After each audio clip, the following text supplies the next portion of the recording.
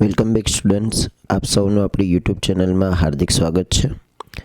વિદ્યાર્થી મિત્રો, આપણે ટીએસટી એક્ઝામ 2026ની તૈયારીના ભાગરૂપે ધોરણ 9 વિષય વિજ્ઞાનમાં ચેપ્ટર નંબર 3ના આપણે મોસ્ટ ટાઈમપી એમસીક્યુ આ વિડીયોમાં જોવાના છીએ।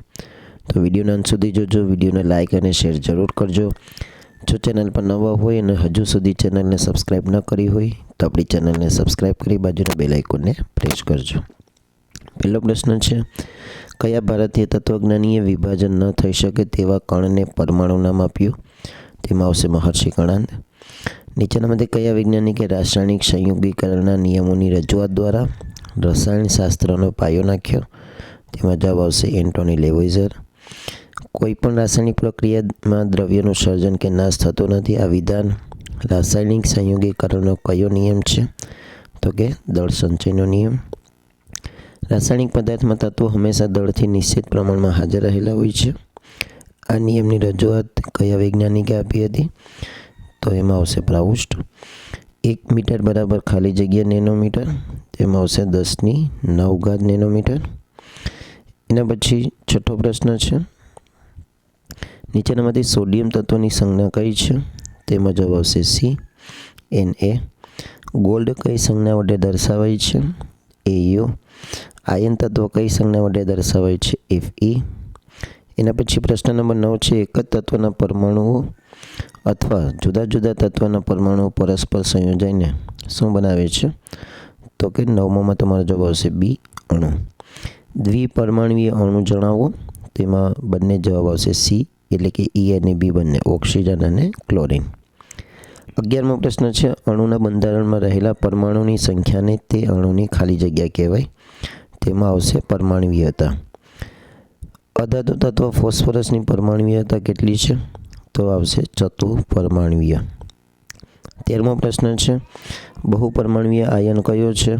તેમાં જવાબ આવશે D, આપેલ બધા જ। નીચેનામાંથી નાઇટ્રાઇડ આયન કયો છે? તો એનો આવશે NO3-, એટલે 14માં તમારો જવાબ આવશે C જવાબ આવશે N3-। સલ્ફેટ આયન કોને કહેવાય છે? તો 15માં તમારો જવાબ આવશે SO4-। કોઈપણ તત્વની અન્ય તત્વ સાથે સંયોજનની ક્ષમતાને જે તે તત્વની ખાલી જગ્યા કહેવાય? તો શું કહેવાશે? સંયોજકતા। એના પછી 17મો પ્રશ્ન, એલ્યુમિનિયમ ઓક્સાઇડનું સૂત્ર કયું છે? એમાં જવાબ આવશે BaL2O3। NH4 સૂત્ર કયા સંયોજનનું છે? તેમાં જવાબ આવશે એમોનિયમ સલ્ફેટ। 18માં તમારો જવાબ આવશે C, એમોનિયમ સલ્ફેટ। તો વન સોડા તરીકે કયું સંયોજન વપરાય છે? તેમાં જવાબ આવશે Na2CO3, સોડિયમ કાર્બોનેટ।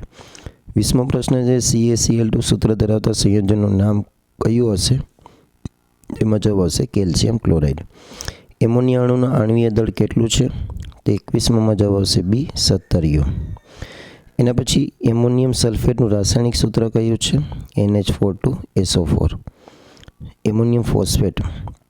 તો 22માં તમારો જવાબ આવશે A, NH4 ક્વિકલાઇમનું રાસાયણિક સૂત્ર શું છે? તો જેને આપણે 23માં જવાબ આવશે D, CaO। કોપર નાઇટ્રેટનું રાસાયણિક સૂત્ર જણાવો? તો 24માં જવાબ આવશે B, CuNO3 અને 25માં જે બધા જ નિષ્ક્રિય વાયુઓના અણુઓ ખાલી જગ્યા હોય છે તેમાં આવશે એક પરમાણુય। તો અહીં આપણું ત્રીજા ચેપ્ટરના મોસ્ટ ટાઈમપી એમસીક્યુ પૂર્ણ થાય છે। આશા રાખીશ કે તમને આ વિડીયો પસંદ આવ્યો હશે।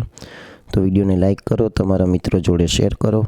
ચેનલ પર નવા હોય તો આપણી ચેનલને સબસ્ક્રાઈબ કરી બાજુના બેલ આઇકોનને પ્રેસ કરો। Thank you very much.